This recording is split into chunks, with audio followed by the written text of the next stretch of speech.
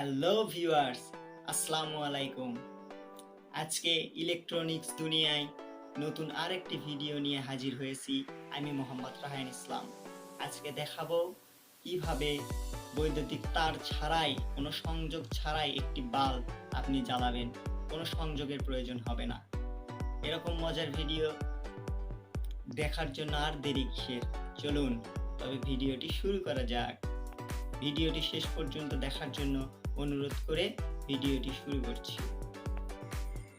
সার্কিটটি তৈরির জন্য প্রথমে আমি নিয়েছি IRFZ44N পাওয়ার মসফেট। সার্কিটটি সঠিকভাবে কানেকশন দেখার জন্য পুরো ভিডিওটি দেখুন। তারপর আমি নিচ্ছি একটি ইন্ডাক্টর।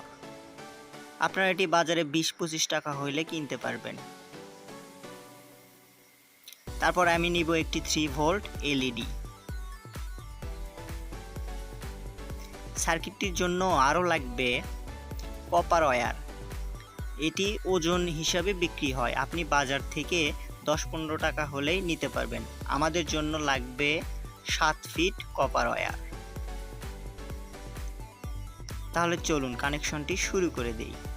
প্রথমে 7 ফিট কপার ওয়্যারের মাঝখান বরাবর আমি চিহ্নিত করে নিলাম। তারপর সেখান থেকে ইনসুলেশন তুলে নিব। আপনি 7 ফিট তারটি মাঝ বরাবর করে নিয়ে মাঝ জায়গায় এরকম করে ইনসুলেশন তুলে নেবেন। এটা হবে আমাদের সেন্টার। ড্র 3 স্কোয়ার, 3 ইঞ্চি একটি স্কোয়ার বর্গ আপনি এঁকে নেবেন। আমি 22 গেজের তার নিয়েছি, তাই এটিতে আমি 6টি প্যাঁচ দিব। আমি মাঝখানে যে ইনসুলেশন তুলে নিয়েছিলাম সেটা হবে আমাদের সেন্টার পয়েন্ট। এটা আমি মাঝখানে 2টি লোহার মাঝামাঝি রেখে পেঁচ দেওয়া শুরু করলাম। আমি 22 গেজের কপার ওয়্যার নিয়েছি, তাই আমি এতে 6টি পেঁচ দিব।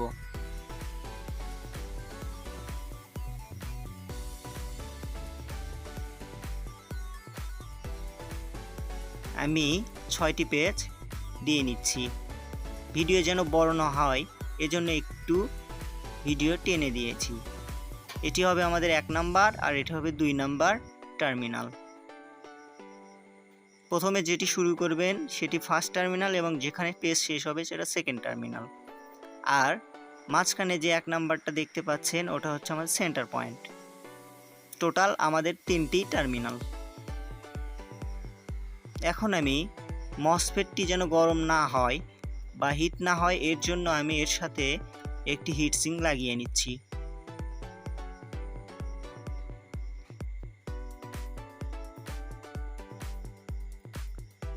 টার্মিনালগুলো ইনসুলেশন যুক্ত হয়, প্রথমে আমাদের এগুলো ইনসুলেশন তুলে নিতে হবে। আমি এগুলো ইনসুলেশন তুলে নিয়েছি।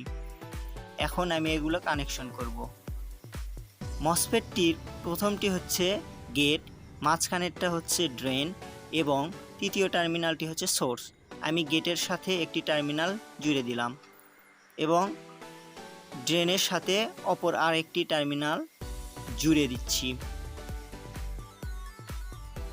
এখন যে সেন্টার পয়েন্টটি থাকবে, যেটা আমাদের তৃতীয় টার্মিনাল, সেখানে আমি ব্যাটারির পজিটিভ টার্মিনালটি লাগিয়ে দেব। এটি আমাদের সোর্স। আমি 5 ভোল্টের ব্যাটারি সোর্স হিসেবে ব্যবহার করব। মসফেটের যে অন্য সোর্স 3 নাম্বার টার্মিনাল থাকবে সেখানে আমি ব্যাটারির নেগেটিভ লাগিয়ে দিলাম। এখন আমাদের কানেকশনটি সম্পূর্ণ হয়ে গেল।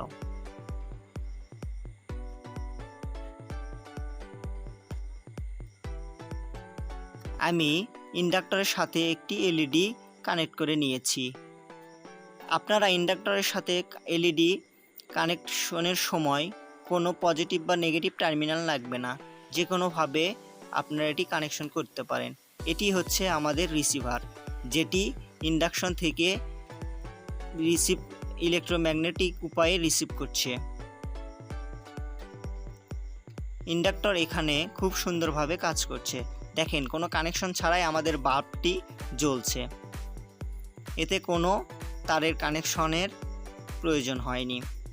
এখানে ইন্ডাক্টরটি রিসিভার হিসেবে ইলেকট্রোম্যাগনেটিক শক্তি দিয়ে বাল্বটি জ্বালিয়ে দিচ্ছে।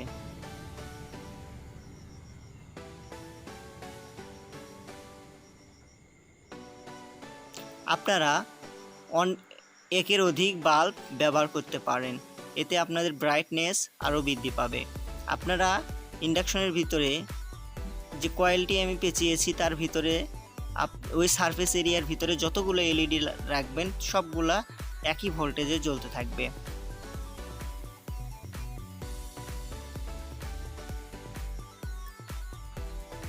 অন্ধকারে এটি খুব সুন্দর আলো দেয়। আপনার সার্কিট টিপ আমার এটি যদি ভালো লাগে তাহলে অবশ্যই এটি সাবস্ক্রাইব করবেন এবং বেল আইকনে ক্লিক দিয়ে আমার সাথে থাকবেন। আমি এটি নিজে একটি রিসিভার তৈরি করে নিয়েছি, যেটি খুব সুন্দরভাবে কাজ করছে। দেখুন, আপনারা খেয়াল করলে দেখতে পারবেন এটি খুব সুন্দরভাবে কাজ করছে। আমি এটি 2.5 ইঞ্চি দৈর্ঘ্য নিয়ে একটি বর্গ এঁকে এই রিসিভারটি 6 প্যাচে তৈরি করেছিলাম।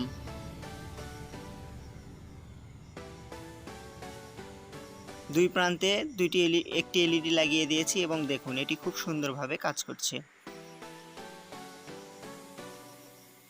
এভাবে আপনারা ওয়্যারলেস এলইডি সিস্টেম তৈরি করতে পারেন।